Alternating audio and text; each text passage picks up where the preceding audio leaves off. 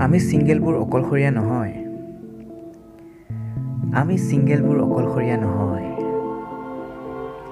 আমিও কাৰোবাক ভাল পাব বিচাৰোঁ। আমিও কাৰোবাক ভাল পাওঁ, কিন্তু ক'বহে নোৱাৰোঁ। কাৰণ যাক আমি ভাল পাব বিচাৰোঁ, যাক আমি ভাল পাওঁ, তেওঁ যদি আন কাৰোবাক ভাল পায়, তেনেহ'লে তেওঁক ভাল পাই আমাৰ লাভ কি? আৰু যিজনে কেতিয়াও আমাৰ হ'বই নোৱাৰে,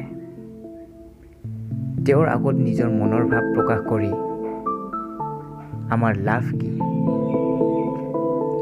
কিন্তু ভাল পাই থাকিমতো তেওঁকেই,